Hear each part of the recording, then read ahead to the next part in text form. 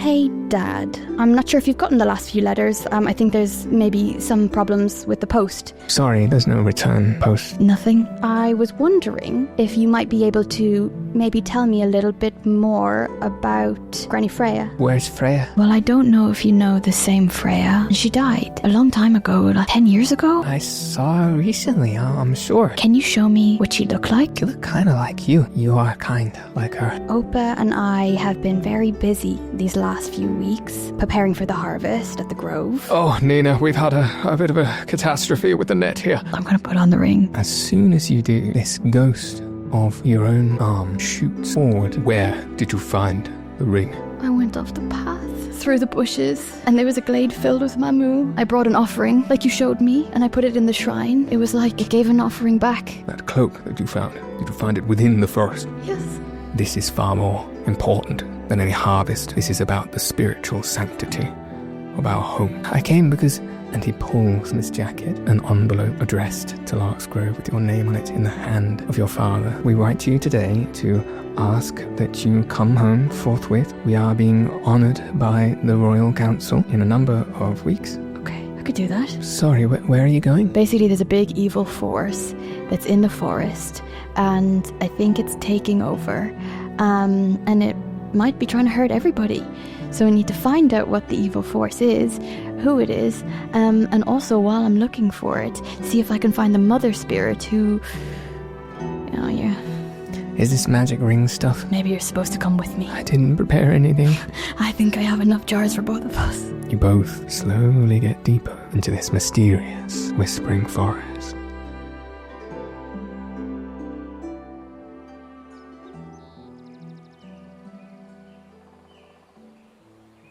There is a profound silence between yourself and Belami in this moment, as you can see his furrowed brow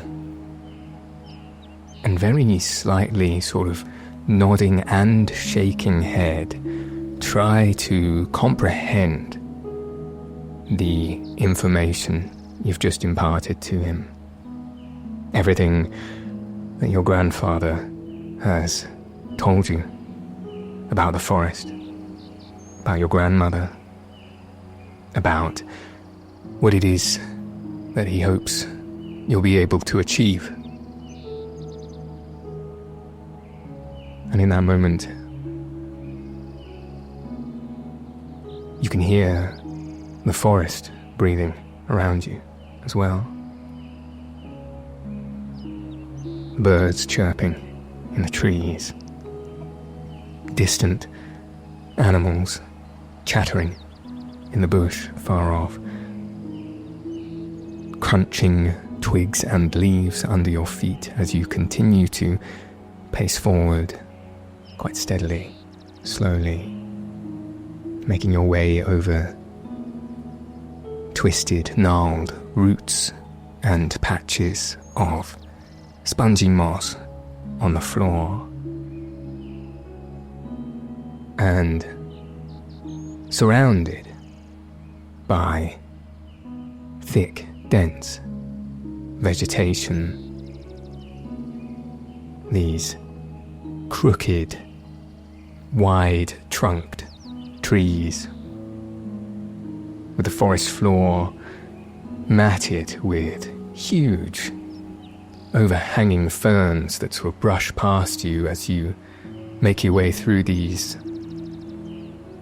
paths through the forest, although they are not man-made. They're just sort of the way it seems to give least resistance through this fairly wild and very alive feeling forest.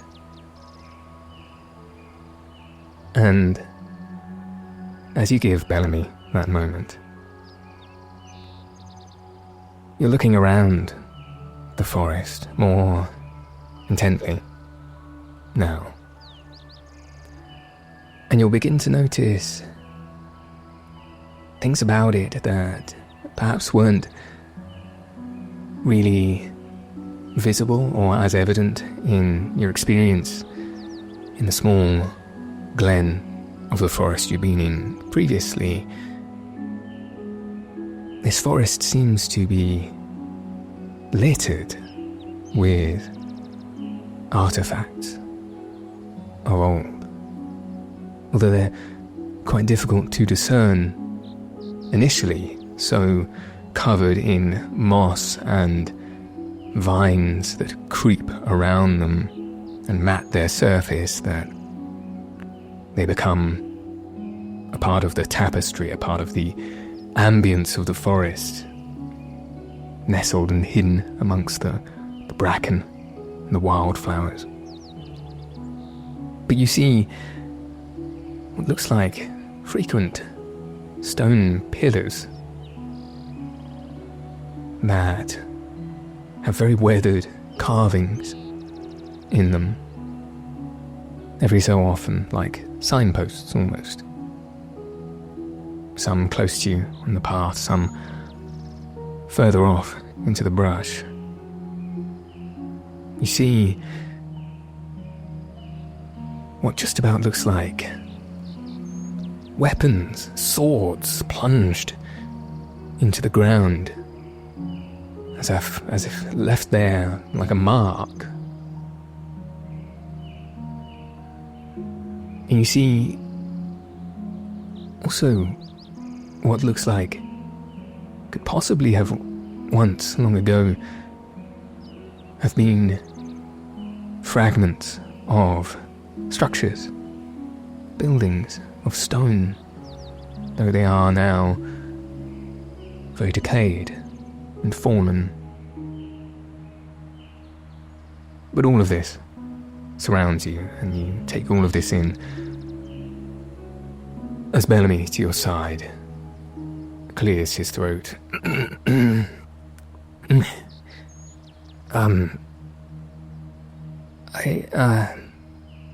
I don't, This is all a lot to take in, Nina. Okay, so, there, okay. There's something bad in this forest? Yes. Okay. Something very bad. And you're gonna find that bad thing? Yes. We're gonna find it. We're gonna find it. And if we don't find it, then people could get hurt? Yes. Including Steph. And if we find it, we could get hurt. I suppose that's a risk. But we can be safe and smart. Safe, smart. And we have each other. So I think we just take it a step at a time and start with clues, you know? Clues? Yeah, like detectives trying to figure out what's going wrong. We know something's going wrong. We know that the forest is in danger. We know about the black ooze and what it did to Steph, and okay. We know that something is really wrong, and there's a lot of questions. Sure.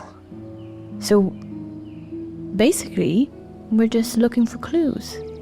Clues? Yeah, and following them and seeing where they take us. Okay. Yeah.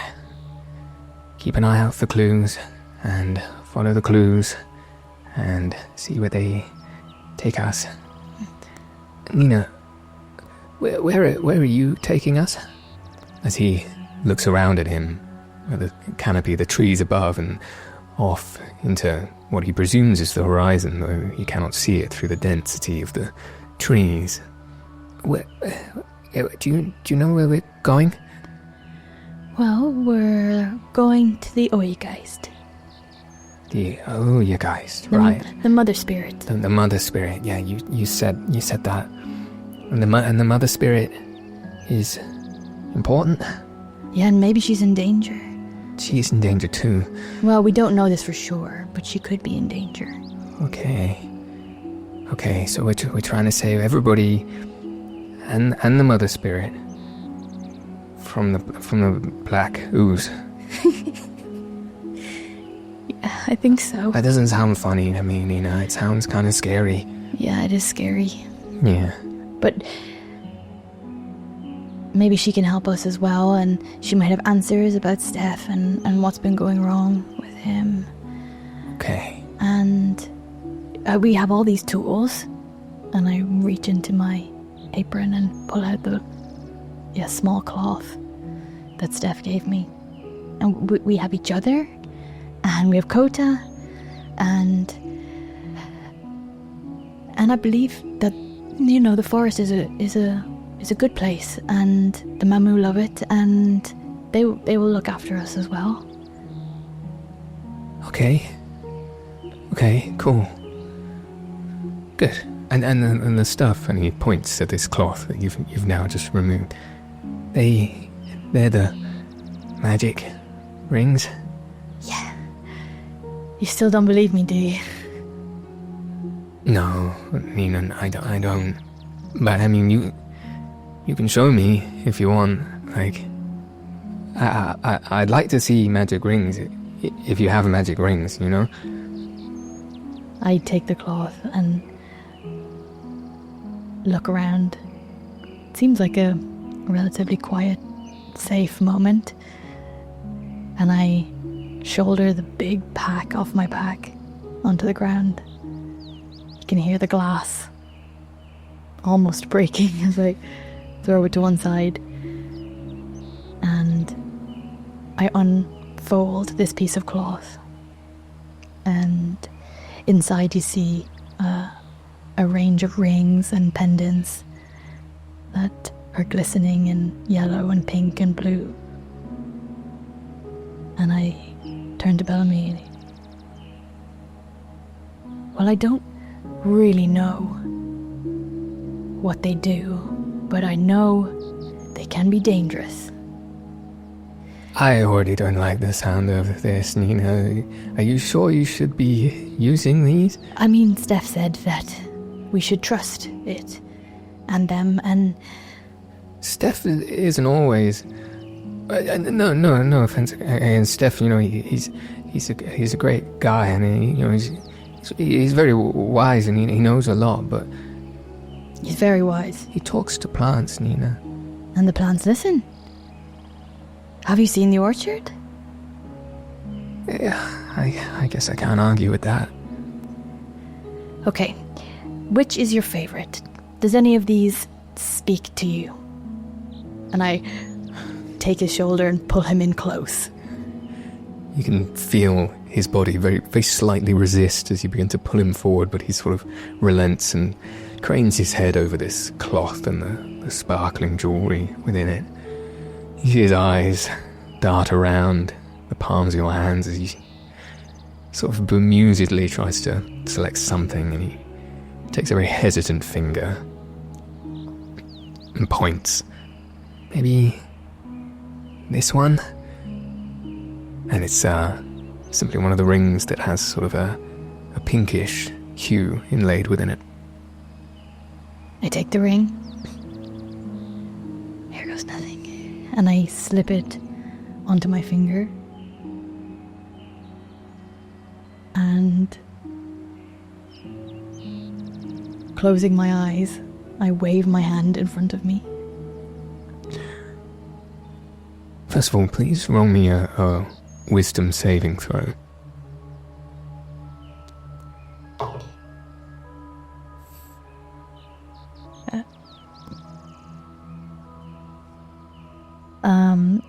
That is 15. A 15.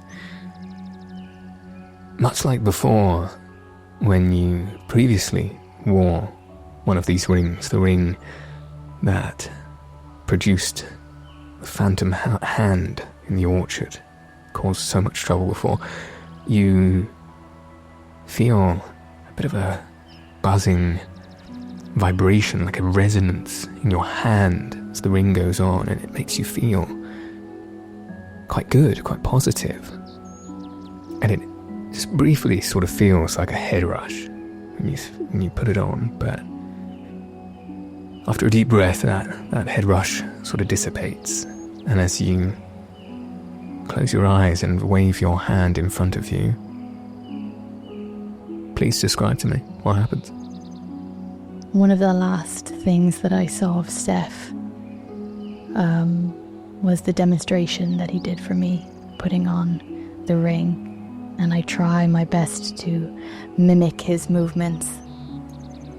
And as I close my eyes and move my hand through the air, nothing particular happens, but there is a rush of wind that brushes my hair back, Belami's too, and you get a very distinct smell in the breeze of, it's that sweet bitter fruit that we named together in the orchard, just kind of fills the space.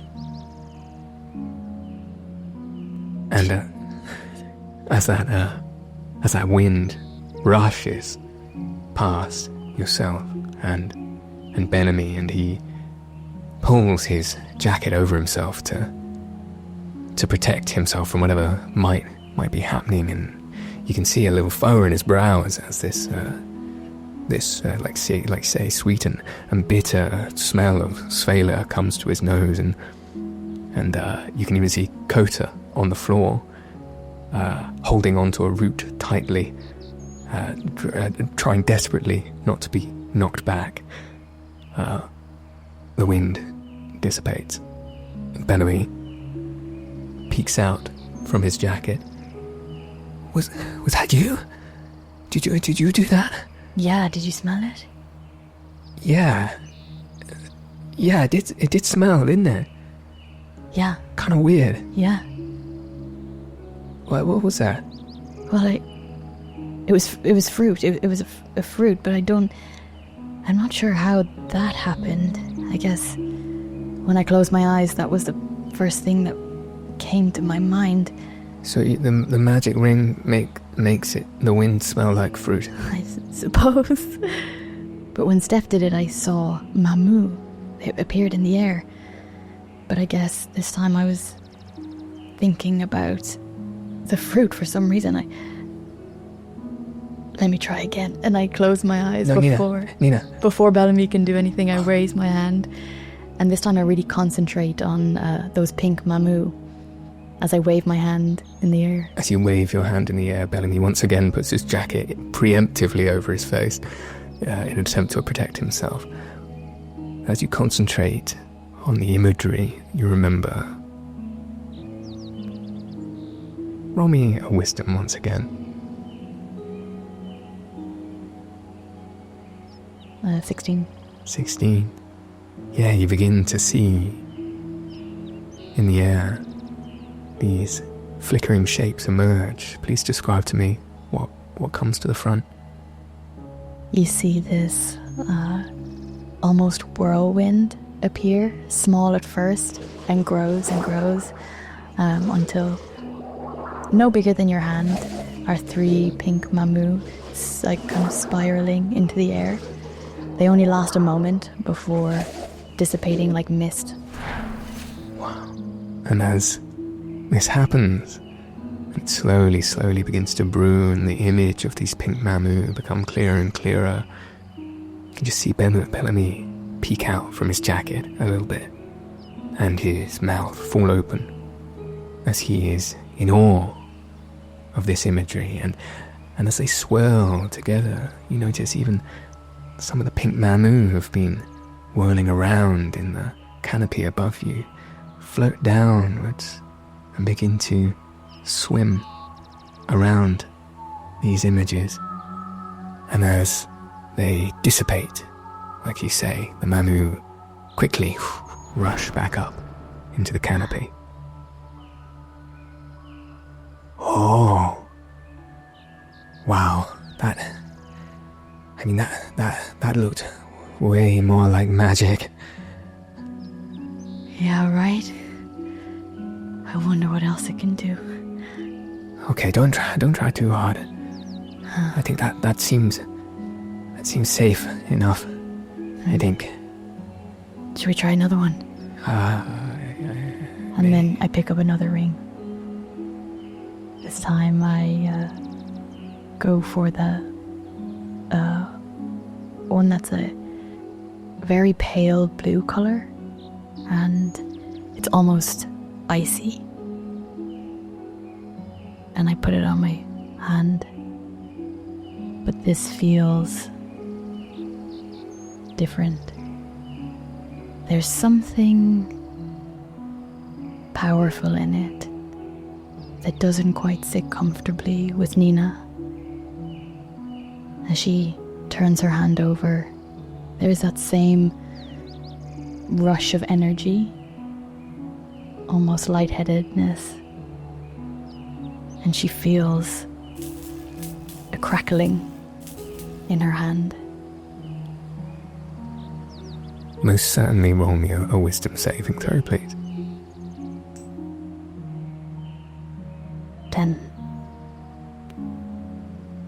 As you once again feel this lightheadedness, this power, but there's something different within it.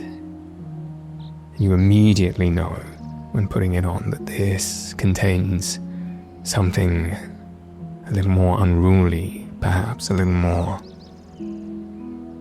more dangerous. You feel that resonance in your hand much stronger than you did before, and before you try to use this ring, the ring begins to use itself in a sudden burst. Please describe to me what that looks like.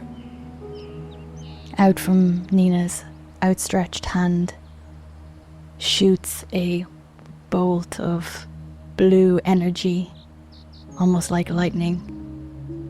It whizzes past Belami's shoulder, grazing the top of his tunic. And you hear this cracking sound that resonates around the forest. Crack into a far-off tree as it resonates around the forest, and you can hear the fleeing birds from the tree that it hit, and some of the scuttling animals nearby. Belami standing, completely frozen, slightly shaking, not having enough time to duck or protect himself, panting heavily, and not unaware of how close he was from getting hit. And your mind, the patch in the center of your forehead, feels like it's suddenly crumpled, creased, and it even involuntarily cranes your neck down and makes you look to the ground as this deep sort of vein within your mind feels tugged upon. And you will take some psychic damage for it.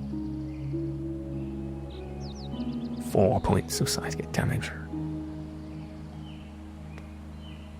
Nina, can you put that one away? Maybe we don't use that again soon. Yeah. As Nina's mind bends to this energy, she drops down to her knees on the ground, feeling confusion and a throbbing in the base of her neck. She pulls the ring from her hand, leaving it on the grass for a moment. You can see Belami watch you fall to the ground, his eyes searching your face. Nina, are you okay? Did that hurt you? No, I'm okay. I'm okay. I just need a minute. And I think Belami maybe sees that she is not very okay. This really knocked it out of her, and I sit there for a long moment in the grass, rearranging my thoughts and gathering myself. And Belami, seeing that you have been taken aback in this way and I need that minute, sort of stands on his feet for a moment, watches you, doesn't quite know what to do. He watches as Kota, who momentarily was frozen and thrown flat against the floor after the bolt was thrown, now scuttles over to you and tries to sit around where you are on the floor. Belami does the same and simply sits down on the floor next to you. I think as you see Kota climb onto my lap, looking into my face, as he puts his paws up to my cheeks, you see the fur on his coat stand up on end, and he kind of almost feels a little bit of that mental damage. And we sit there for a long moment as I rest. Kota, filled with this static energy for the moment, eventually nestles into your lap as you take this rest. And Belami sits with you, silently, for some time, just looking on, waiting. And eventually, he sort of looks up into the air for a moment, as if to remember something, and nestles his hand into his inside pocket and rummages out this very sort of thin, tubular water skin and begins to unfasten the cap. I forgot that I brought this for the thank you. Work today. It was meant to be hot in the orchard, so I brought water. I like to keep water on my, but you might find that helpful. Thanks. She takes a long, deep swig. That's all the water we have. Well, I have. I don't know if you have any water. Oh. And no, you need it. You need it. Take it. I mean, I have a water skin, but not for two of us. Oh God. No, drink it. I'm sure they'll be. No, you're right. I think water. we should save some for now. Okay. And I take this moment to go to my pack and begin to unpack some of the things I have. I think after this shock, the buzz of going on an adventure and of taking Belami, not being so alone, has dissipated, and I suddenly am quite aware of how unprepared I am, and I begin to realize the food that I thought was quite a lot of food to bring is maybe not enough for the both of us. And as my head is banging against my skull, I suddenly feel overwhelmed and quite alone, even with Belami sitting next to me.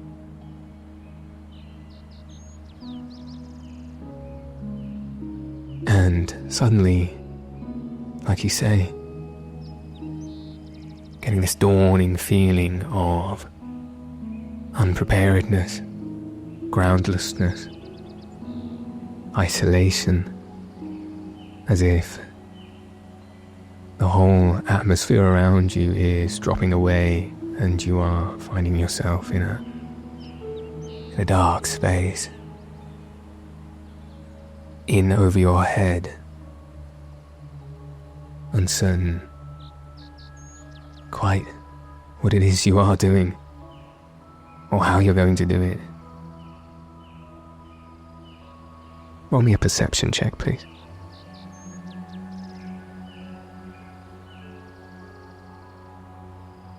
That's 11. 11.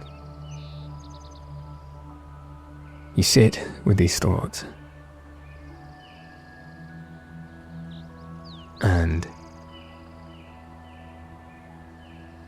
as you do so, you notice that Kota is now beginning to behave in a peculiar way.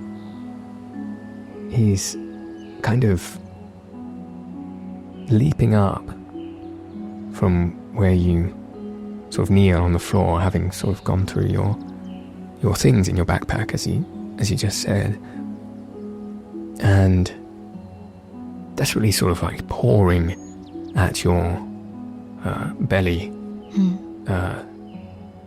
up towards your chest area, in a way that he doesn't usually do. If he wants your attention, he'll usually be quite a lot more subtle about it, but this seems quite desperate, quite erratic for Kota.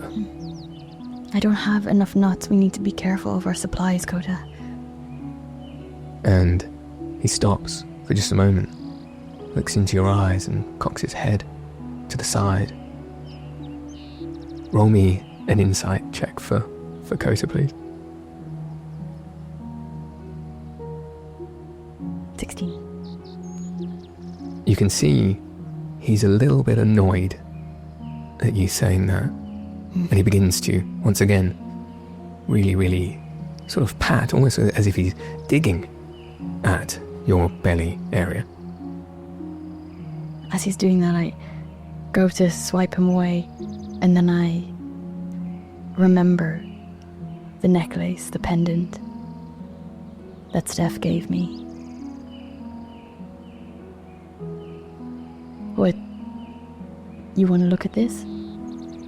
And I pull the pendant out from under my shirt. And as you pull it out from under your shirt, you can see Kota begin to leap up ever more erratically. He's now actively trying to grab this pendant, but you, holding it in your hand and looking at its texture, begin to see that inlay of colour that Steph very carefully, very expertly laid in to this pendant. It's beginning to shift, it's beginning to move, as if fish swirling around on the surface of a pond. So strange. And suddenly it settles in the shape of an arrow. You begin to feel the pendant itself vibrate very, very subtly. Feels like, almost like a stinging of a nettle in your fingertips. And it points in a direction just forward and off to the left of where you stand now. Belami, look. It's telling us where to go. We're not alone. Wait, what? What is that? Oh, this is another gift Steph gave me. And it's saying this way. I thought I didn't know where we were going, but maybe it's clear. We follow the necklace.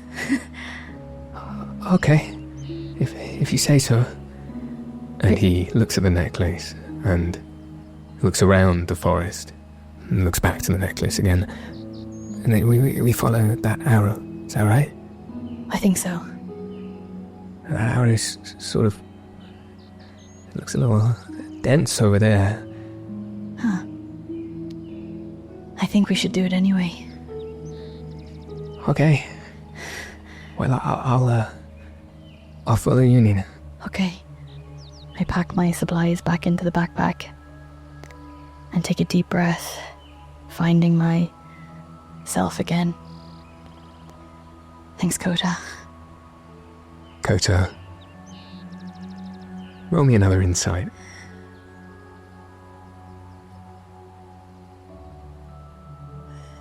That's an 8.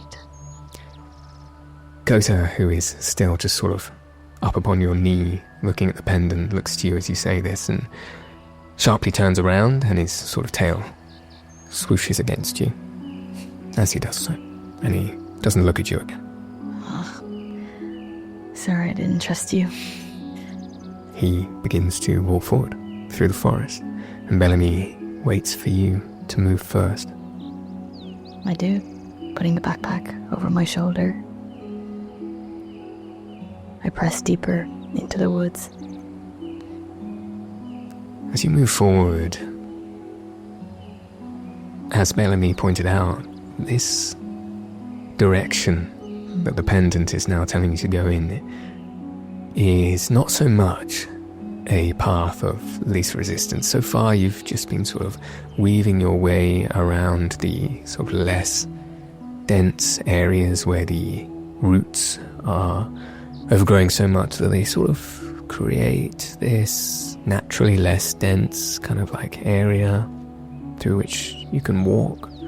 But to walk directly in a straight line in this direction, you're now entering into thick bushels, bracken that overgrows, and it comes just about up to your waist, and it makes it quite difficult to see the floor beneath you. You're now having to move a little bit more carefully, a little bit more slowly. I'd like to roll me an acrobatics check as you traverse this. 16. You, at least to begin with,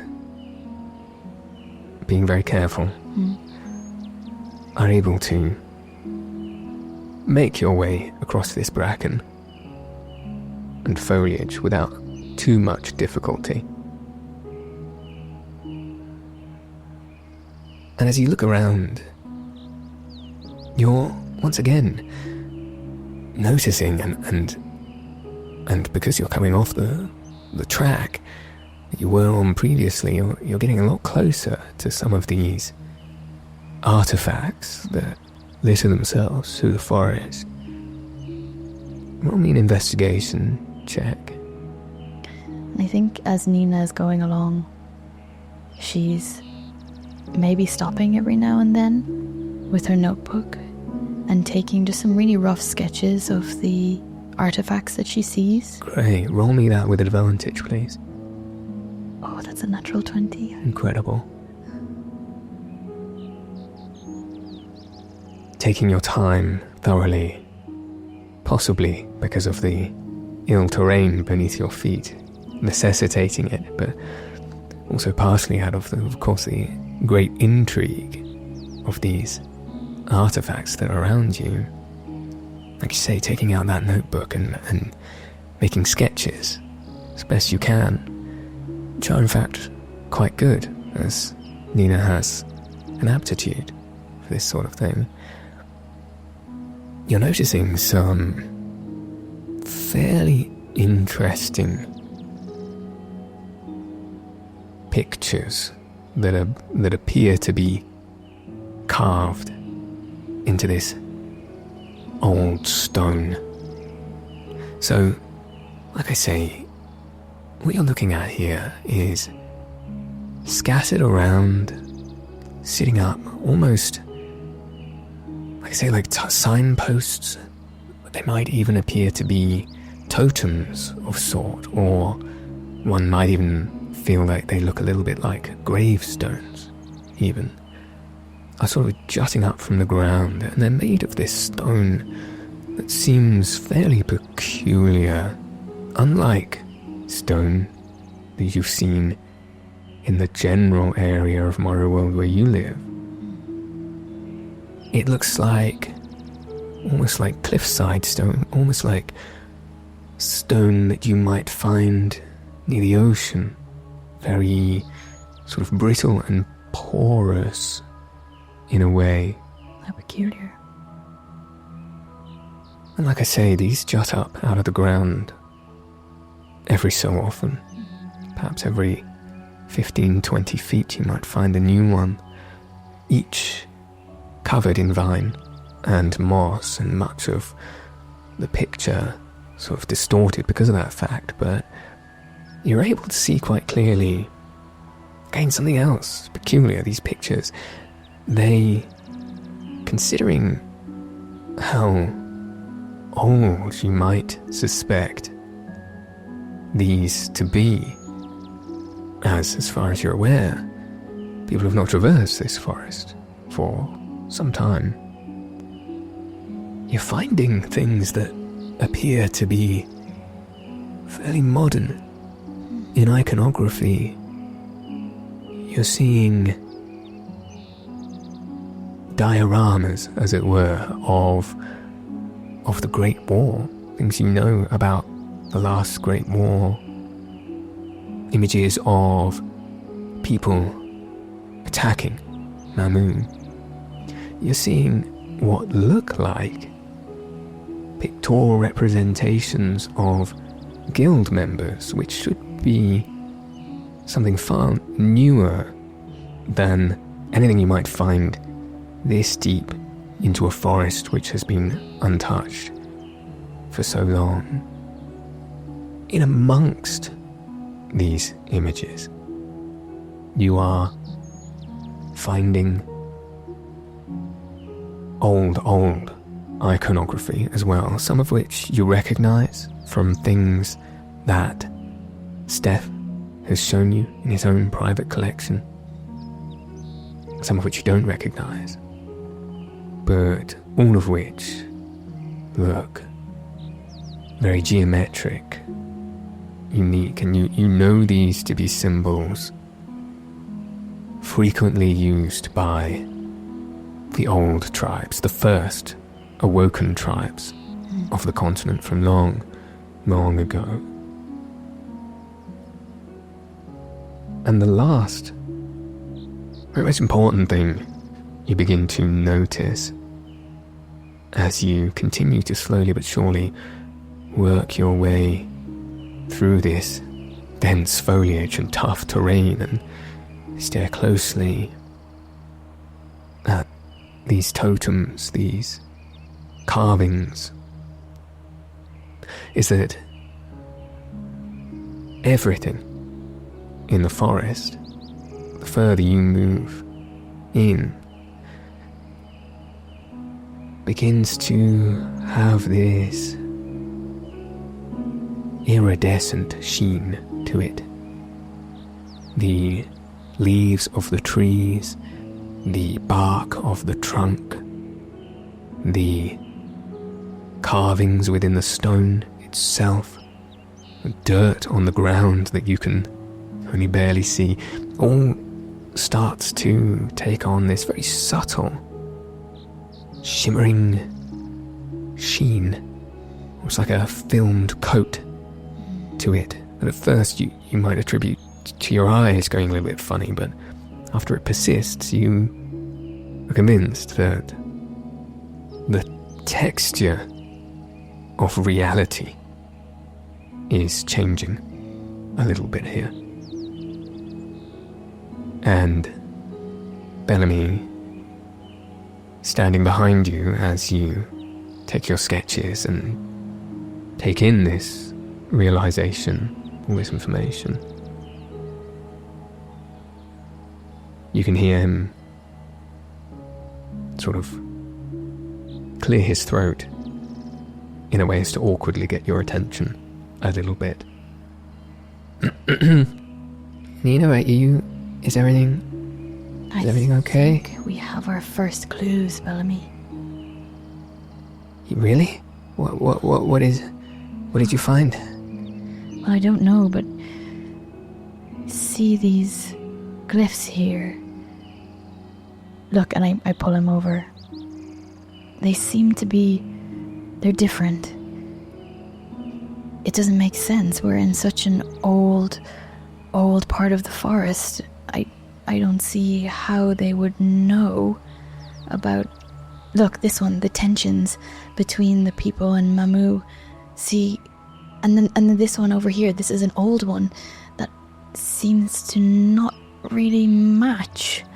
And and I take him round, pointing out to a few of the stone pillars. You're smart. Do you have any idea what this could mean? Belami looks at you as you explain this intently, and he looks at these short pillars jutting out of the ground as you point to them and explain them. You ask him this question, and he holds his breath a little bit as he continuously looks to you and looks back, looks to you, and finally says, I can't really see anything you're talking about on these. It kind of just look like, they kind of look like shapes, but I can't.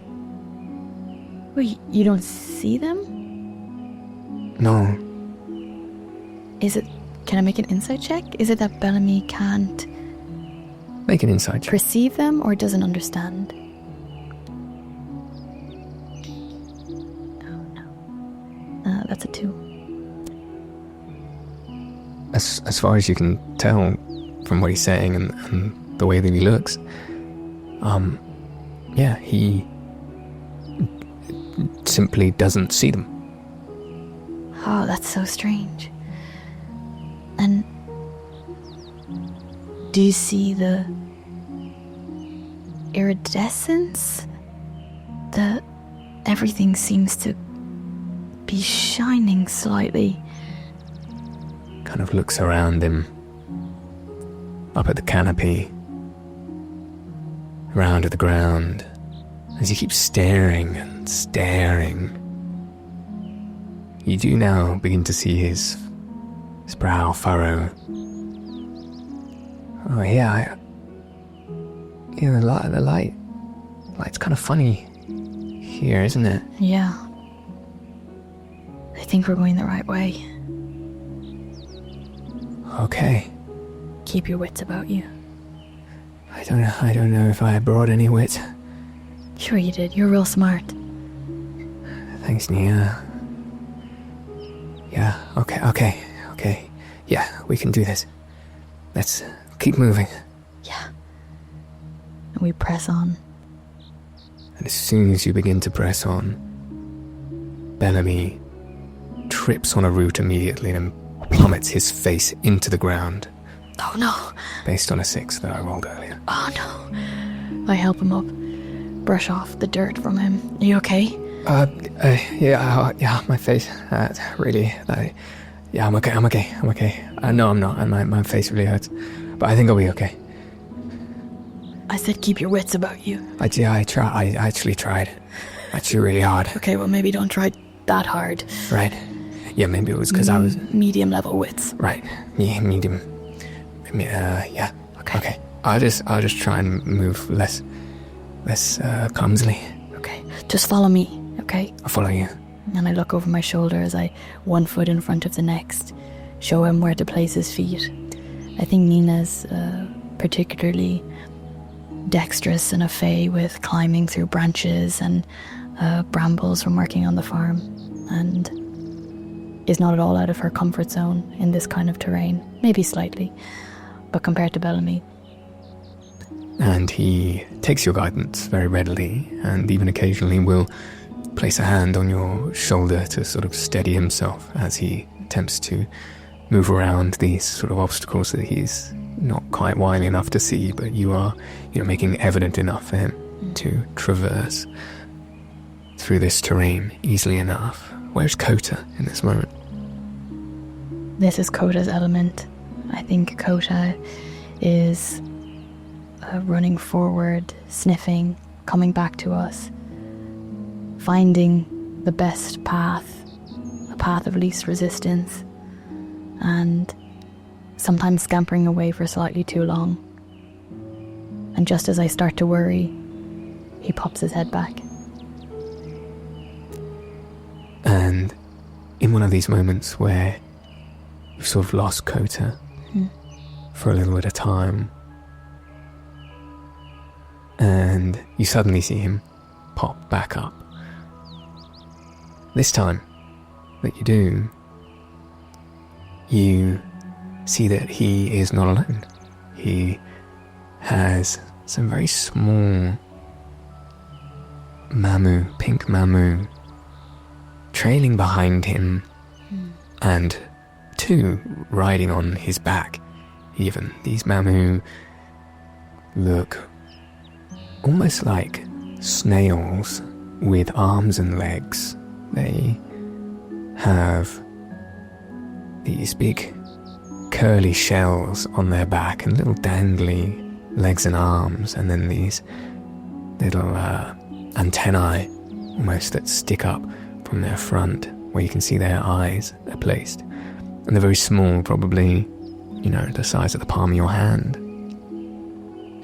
And they trail with Kota as he pops back up.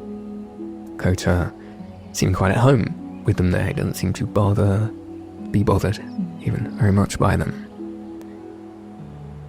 And as you see Kota here, you feel that pendant vibrate ever more, much more viscerally now, palpably.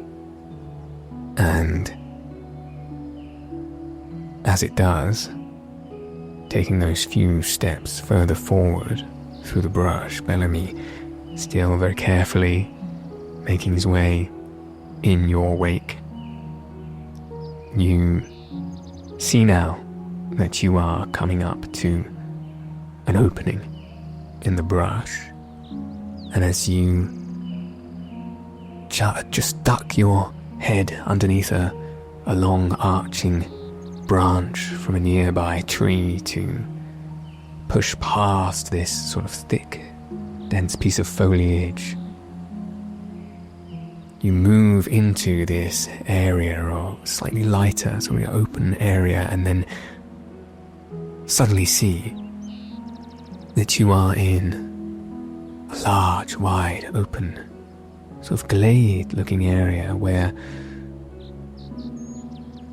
it is almost like a circular arena, and the roots of the trees from the forest you can see spill out and down into the bottom of this area. It looks almost like an amphitheater made of roots, you could say. And you notice 2 things immediately. First is this statue that is fairly familiar. It sits at the bottom, almost as if to be on the stage of this amphitheater. And it looks similar to that statue that you saw in your previous adventures within the Whispering Forest, only much, much, much larger, on the order of 10 to 15 times bigger. And this is quite a startling sight. And the sheer magnitude of this statue that sits there, much like before, a humanoid figure with crossed legs, holding a large ceremonial bowl with engravings, and this huge head with a gaping wide open mouth and staring stone eyes. The magnitude of this statue, is impressive, but almost makes you be more impressed by the trees that surround it, as they grow so tall as to be as to have their canopies overhanging the top. It's the first thing you notice. The second thing you notice is the sheer magnitude of pink mamu who congregate in this area. And now you've seen quite a few as you've been moving through the forest so far, skittering here and there, dipping in and out between the trees, and sometimes coming up to your face to say hello before skittering away. But this looks like a true gathering of mamu, all of which pink, and looking very similar to that which Kota came trailing along with. And you can see them all hanging around the roots that spill down into the center, sort of clinging to the side of the bark of the trees, hanging off in chains, grabbing onto each other's legs and arms as they dangle from the branches high up above, and mostly hanging around this statue at the bottom, almost scurrying around it as if very excited by its presence. And as you stand here, take in this sight, and Belami just comes up behind you, sort of dusting himself off, having had a bit of trouble trying to get past those branches that initially give way to the entrance of this arena. You can hear him almost choke at the sight. His breath gets utterly caught, and he splutters in amazement.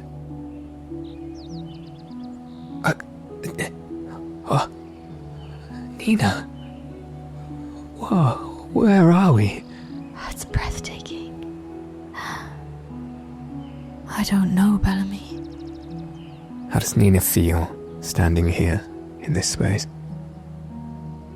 Nina in this space is filled with reverence and is just completely in awe. She can feel the deep holiness of this place, and it's not just something that she perceives with her eyes, seeing the incredible Mamu gathered here, or the statue, or the amphitheater of roots. But it's she can feel the pulse of life through the ground, something ancient and unnamed. And I think she's speechless, but she looks at Belami. From Belami to the statue, back to Belami. Have you got an offering? An offering? I didn't know I needed to bring one. Maybe I've got some things in my pocket. Let me take a look. And as he begins to sort of panically rummage through his pockets before he really gets a chance, you begin to notice that the Mamu have noticed you entering into this space, and they come in quickly around your legs, tiny as they are, and begin circling around you, some of which, who have wings, are able to float up, glide around your waist, around your arms, greeting you into this space, and particularly, more so than yourself or Kota, greeting Belami into this space, and seemingly sort of pushing him forward into the center. And as he's rummaging through his pockets and only just beginning to notice that he is now almost covered, matted in Mamu spirits, being forced into the center, he's almost forced to stop looking for something as he is sort of tentatively being moved forward into the center. Nina, they're moving me. Just trust them, Belami. Okay. They might want you to dance. I can't dance. I didn't dance before. I saw you last night dancing. You were really good. I was really drunk too. Just trust them. Okay. And you can see his sort of raised his hands in the air, almost as if to put himself completely in the hands of these Mamu who now push him forward. And they take him right down over these sort of trickling roots into the center stage, right in front of this huge, huge statue that stands before you. And do you follow him down into that space? I like to just take a moment to perceive if the Mamu would like a moment alone with Belami.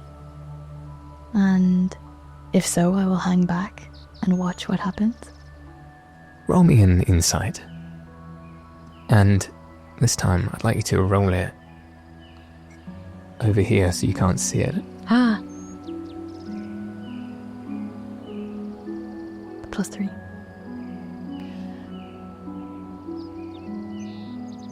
As far as you can see, they seem like they are really happy to be interacting, really excited to be in the space with Belami.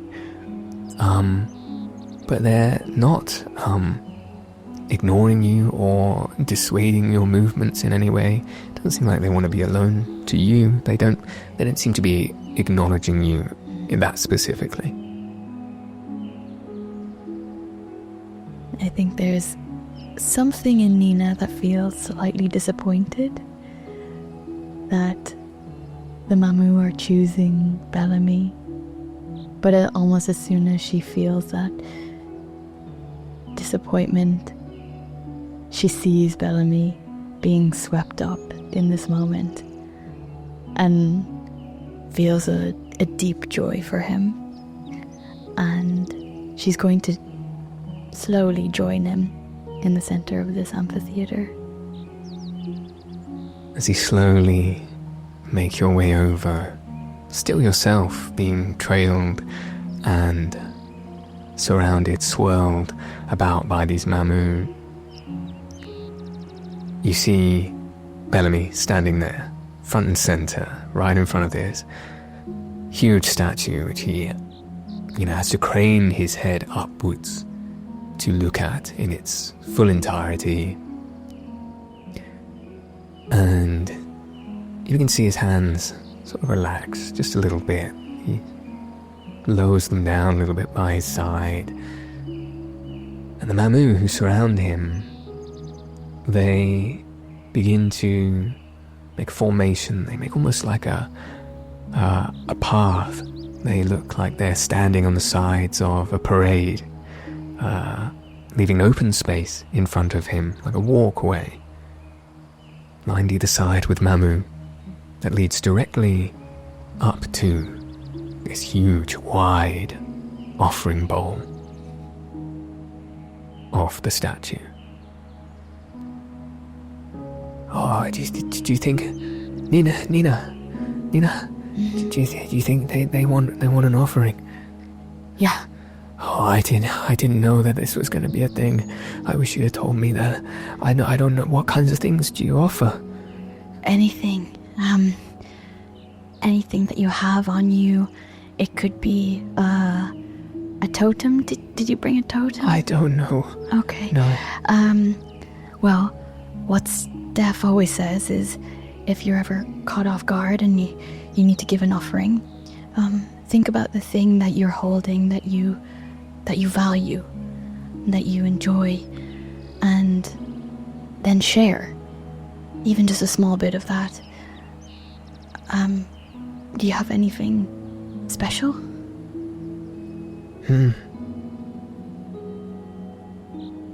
Yeah, I guess. I don't know if it's special enough. I'm sure it is. Okay.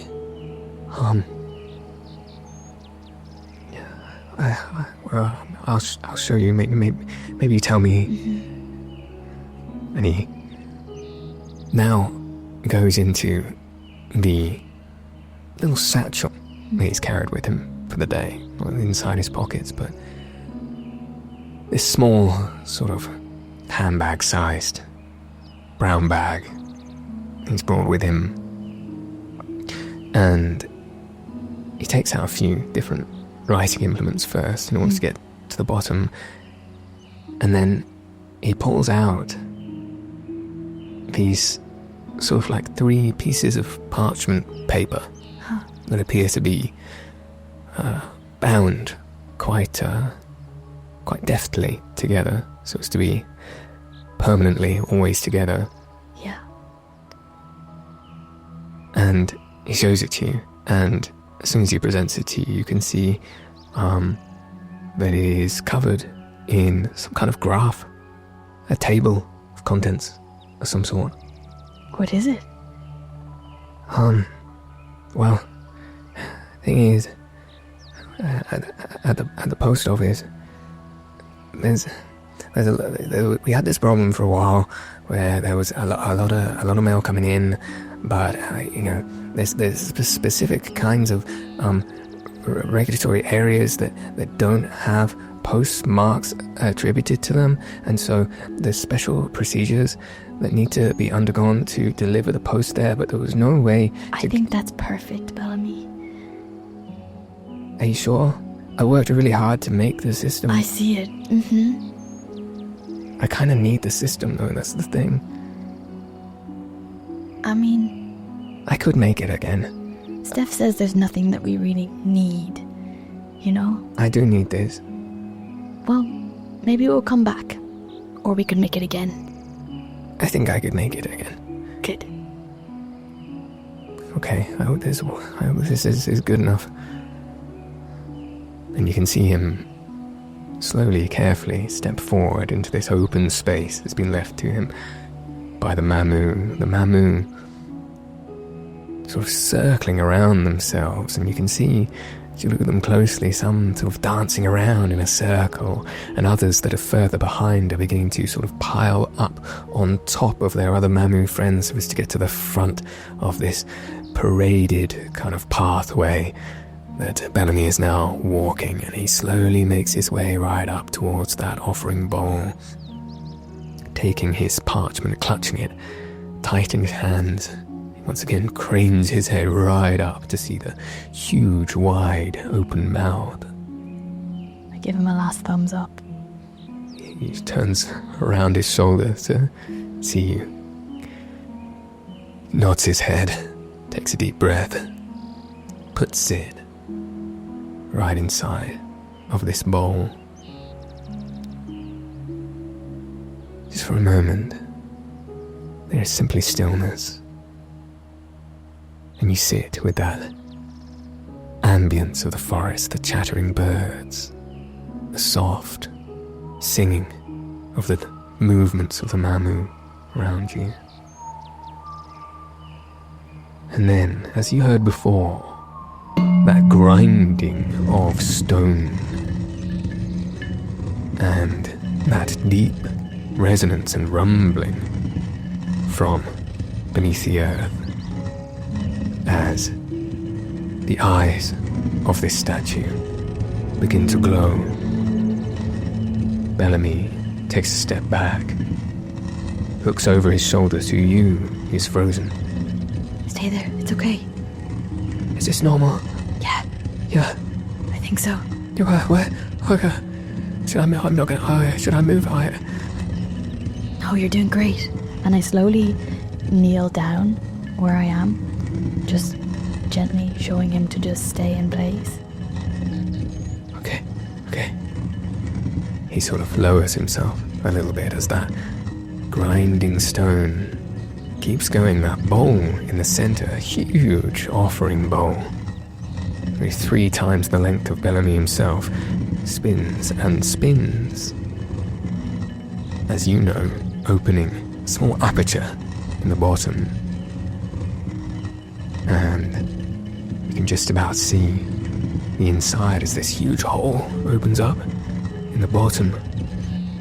And his parchment drops down, fluttering. You can hear the echoing of the paper as it flaps around and echoes, falling deep.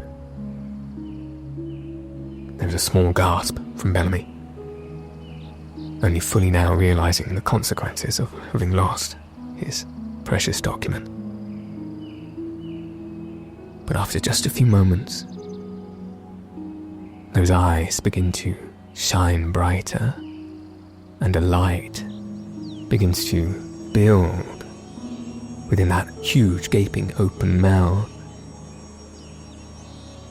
and it grows brighter and brighter until a beam of radiant light shoots from the centre, right over top, both Belami and your head. The Mamu all around go mad. They are dancing around, they are skittering. Those who can fly are now flooding the air as if a storm of Mamu were all around you, falling almost like confetti. As this bright, bright light comes forward. If you remember the last time you were in the forest, it's not dissimilar to how you were once given the ring. But from out this mouth doesn't seem to come anything like a ring or singular object. You begin to see something tentacle-like, silhouetted.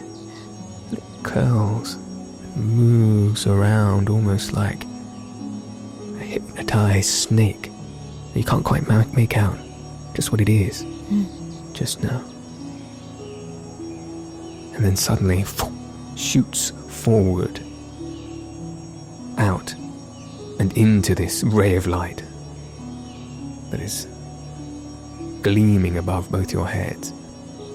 As it begins to jaggedly move forward and out, and right over top Belami's head, you can see that this thing is a branch or a root of some kind of a tree. See it thick, covered in bark, and very much with that iridescent sheen to it. It begins to move forward, right until it dangles over top Belami's head, and just then, off the end of it, begins to grow this fruit at a remarkably impossible speed. Like a time lapse of a blossoming flower begins to balloon in front of him, and this sort of purplish, long-leafed, very thick, textured skin fruit begins to grow. Wow. And as it becomes just big enough so as to look ripe, it drops from the branch, hits Belami on the head, clonk, and down onto the ground. And in that moment, the light dissipates. The branch evaporates like mist. All is still, and the Mamu begin to gently float like feathers down to the ground and calmly take their places on the ground, all around the circumference of this amphitheatre of sorts, as if to be watching Belami like an audience. And Belami stands there, blinking his eyes in confusion, rubbing his head from the knock by the fairly sturdy fruit, and looking down at the ground where it lays, and looking back to you. Food? It gave me food? Yeah, I think it's giving you an offering. Be careful. What is it? I don't know. I don't think I've seen a fruit like this before. And he kneels down and, grasping it with two hands, as it is almost the size of a pineapple, very carefully picks it up and stands back on 2 feet. investigates it. And then you see him lift it to his face and take a deep sniff. It smells really good. Oh, yeah? Yeah. Well, I guess you should try some. It's for you, and I think it's safe. You think it's safe? Yeah, I'd like to scamper down towards him and examine this fruit with him. Perhaps help him to discern what it smells like. As you scamper down, the Mamu sort of just nestling themselves out of the way of your footsteps as they have sort of carpeted the ground in front of you. You make your way down to where he stands, and as you stand next to him, you can see this sort of large, I say purplish, thick-skinned, textured-skinned fruit with large, flapping green leaves that sort of umbrella from the top. Is there anything you're investigating specifically? Well, first of all, I want to know, having lived my whole life almost on a fruit farm, is this something that I would recognize at all? Have I ever seen something like this? Or have I even heard about this? Just by looking at it, you can see that it's not something you've seen before. Possibly at a guess you would say like a hybrid you've never seen, but since it comes from this forest, probably not, because that would have to be man-made in some way. But it maybe resembles other fruits you've seen before, but not quite like this. Steph would kill to see this. Oh my god. My first thought is this root that grew out into that beam of light. I think about the Hanzai tree and how Steph said there was veins that could run through miles and miles, and how sacred it meant the land was, and I just wonder where this has come from. Could it be some outbranch of the Hanzai tree? I think you should try it. Yeah. Maybe a small bite. Okay. If you think it's safe. I put my hand on Belami's shoulder. Good luck. That doesn't make me feel safe. I think you should trust them. Okay. It does smell good, so it's probably fine, right? And I think what Belami might see in Nina is almost this like spiritual feverish look that is somewhat disconcerting, I imagine, but also so convinced. Roll an insight for Belami just now. Oh no, 5. He looks very confusedly at your face. Upon reading your expression, he takes a huge gulp and a deep breath. He looks back at the fruit in his hand, once again sniffs it, and slowly opening his mouth very tentatively. I think just as Belami's about to take a bite, I say, wait, you have to name it. Name it? Yeah, but before you bite, I almost forgot. Oh. Or as you bite, you need to think of a name, and it will tell you what it's called. Okay? Okay, so I can eat it first and then figure out what it's called. Yeah, it will tell you. It'll tell me? Yeah. Okay. Again, more tentatively now than even the first time before you interrupted him. He raises the fruit to his lips. His teeth come out just a little bit. And finally takes the plunge. takes a huge bite. He almost can't help himself. You can see that he is really intoxicated by this smell. And even as he bites into the flesh, you can smell it yourself a little bit. It's like honey and roses. There's something very sweetly floral about the smell. And as he stands there chewing, and you can see that he's very much enjoying the taste of it. Oh, Nina, this is great. Oh, chewing away. You can see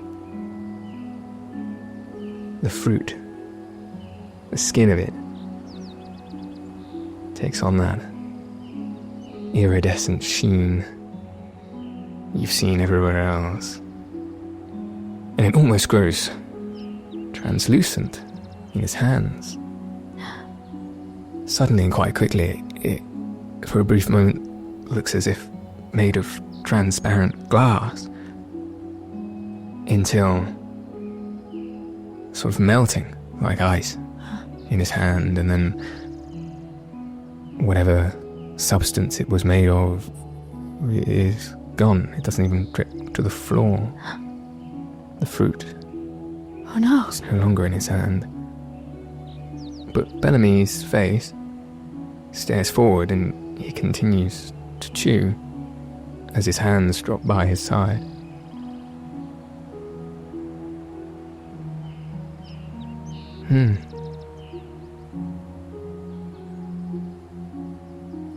You're right, Nina. He did tell me. What's it called? The silent fruit. Silent fruit. Yeah. It's, it used to grow in this forest all the time. A long time ago. It was a favourite of the people who lived here. But, they didn't treat it very nicely, and it doesn't grow here so often anymore. It's hard to find.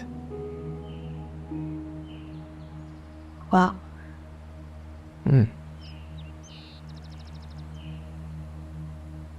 How did you know it was going to tell me that? Oh, because we name fruits all the time on the orchard. And they tell you stuff like that? Well, I didn't know fruit could do that.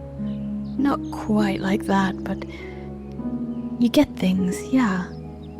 Like a feeling, but not so much information. That's really cool. It didn't feel like a feeling. Yeah. I just knew. That's special. Wow. And you said before you wanted to maybe work with plants, and well, this is your first fruit naming. Yeah. Congratulations. Hey, thanks, Nia. Yeah, I do a good job. Yeah, that was great. Huh. How do you feel? Roll me an insight, please.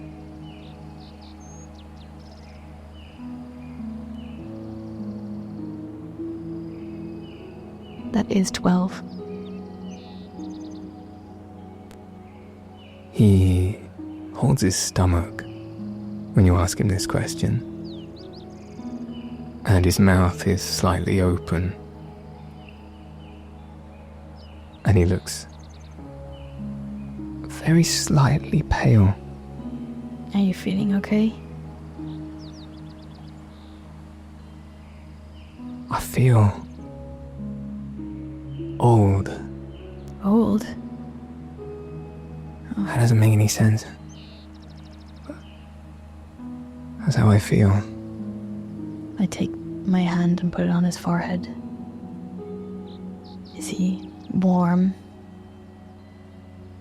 roll your medicine check, please. Oh, natural 20. His forehead feels clammy. You can feel that he's now beginning to sweat a little bit. The paleness of his skin is met with a hallowing of his eyes, and you can now tell that his breath is getting a little bit short. It would seem as if this fruit has done something to him. In your experience, it's akin to when you have seen people eat spoilt fruit in the past. And I think I would know the difference between someone who's eaten something poisonous versus something that's slightly gone off, or something maybe with more like hallucinogenic properties or something like that. Do I have any sense of whether I need to quickly find some leaf that would maybe help him get this back up? You, in the past, having dealt with those who have eaten bad fruit, gone off fruit, which is very much, like you say, you would be able to tell the difference between those things, and this is what it appears to be to you, would generally try and get them to remove it, get them to stick it up, and usually do that by getting them to drink some water first, as much water as they can. That's what I'll do straight away. I'll grab my flask. Here, quick, Belami, drink this. And I'll immediately start looking around to see if there's like any sort of root or plant that I would know is like an emetic plant. Sure. He takes the flask from your hand, and you can see he, without really looking at you, begins to turn it up to the sky. He's drinking it quick. He's like, I'm thirsty. Yeah, I am. Oh God. Feeling pretty thirsty. Roll me an investigation for this plant. That's 10. With a 10, you stare as Belami is glugging this water down, seemingly having lost any concern for the conservation of water, as he did before. You can't, in sight, recognize any plant that you would know to be helpful in aiding in this sort of thing, like easing the stomach. In your experience, you know from your medicine check that plants that grow near running water, so there's a particular kind of lily that when the petals are eaten are very good at settling the stomach, easing this kind of thing. That's what you would generally use, but at the moment you don't know where that is. Okay, Belami, are you feeling okay? Is he responsive when I talk to him? Do you know where you are? Yeah, I do. We're in the forest. Yeah. He begins to smack his lips, and you can see that he has now finished your flask of water entirely. I needed that. Why do I feel? Oh, I don't need more water. Okay. It's okay. The stream's over here.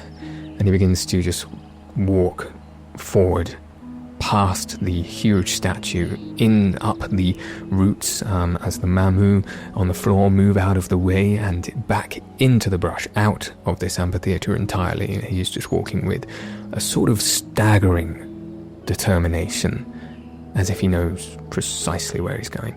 Wait, Belami, I think you need to try and get sick to get this fruit out of you. And I've half unpacked my bag looking for some root or herb I might have brought with me to help. And as he's walking away, I'm stuffing everything back in my bag, throwing it on my shoulder and almost running after him. As you are sort of trying to pile all these things back into your backpack, and pop it back over your shoulder. And he's already made great headway towards entering into the brush, and you can see that Kota has begun to trail after him as well. So you're far behind both of them, and so as you scamper up the hill and reach the edge of entering back into the forest, he's already sort of like part way through it, and in order to communicate with him, you'll have to sort of shout a little distance to get to him. Belami! Yeah, don't worry, just follow me. I'm now running through the scrub trying to reach him. Roll me an athletics check, please.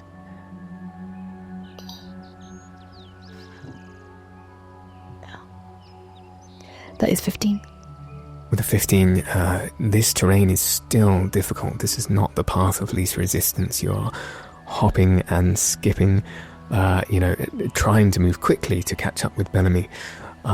You, on several occasions, have to steady yourself as you just about fall over into a tree, but you are able to readily enough and just about intact reach Belami's back. And as you just about reach him, you find that you have moved through the forest into an area where it is just by the side of the bank of a small stream that runs through the forest. It's probably about as wide as Belami himself, and he kneels down and is just at the edge of the stream, cupping the water and drinking it, and like before, necking it right up as if he has a terrible thirst.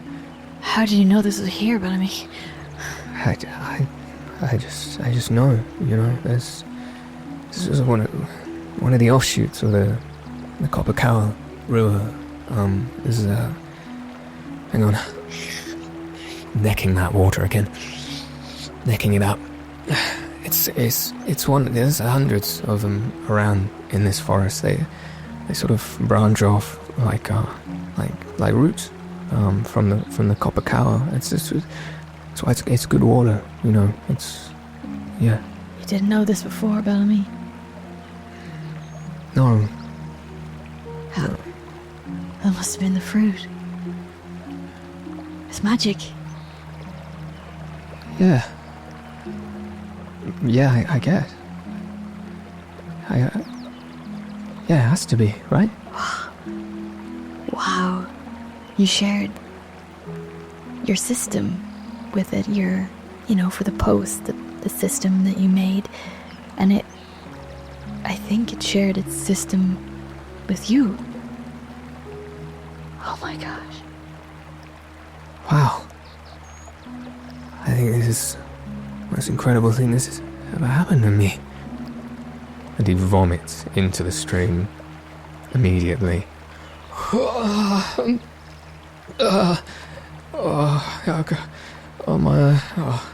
good. Yeah, get it up. I pat him on the shoulder. And he continues to vomit as you pat him on the shoulder. I take water and I dab his forehead with it as he gets sick. It's gonna be okay. Thanks, Nina. Thanks. Oh, okay, but I do feel better. I do feel better for doing that. Good. You can see a redness comes into his face, replace the sort of pale pallidness.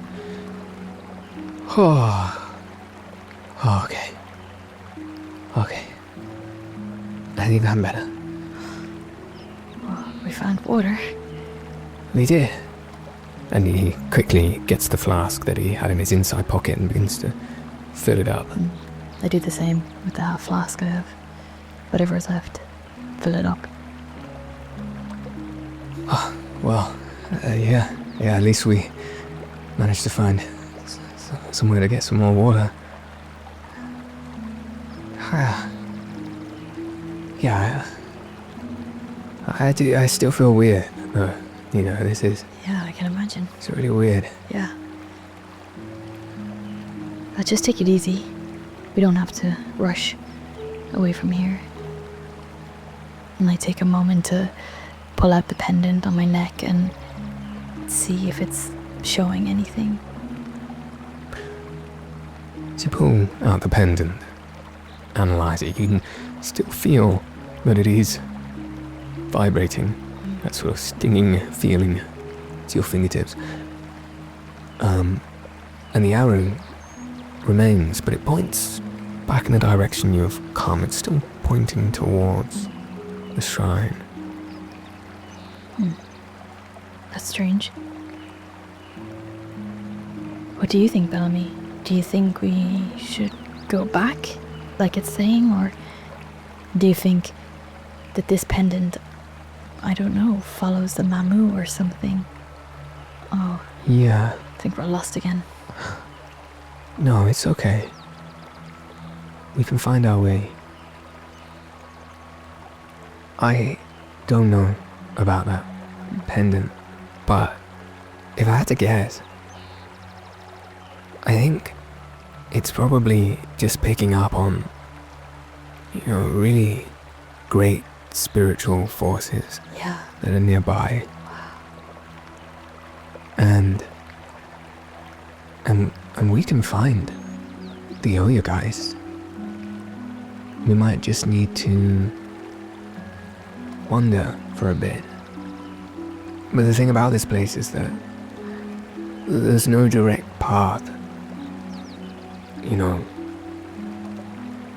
We will be shown the Oya-Geist if she feels that we're ready for it.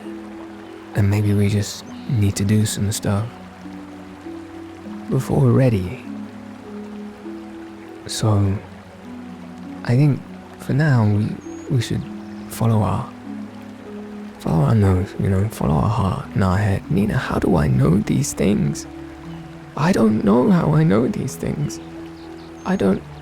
It just feels like I always known it. I'm very confused. This is different. I just look at Belami with, I think you see just complete awe in Nina's face. Wow. We're gonna find her. Yeah. Okay. I guess if there's no path, then we just keep walking? Why don't we follow this river? Yeah. I think that's a good idea. Okay, and I want to know a lot more about what you're feeling. Sure. Yeah, it's hard to describe. And I don't really know what I'm gonna say before I say it, so you might have to ask stuff.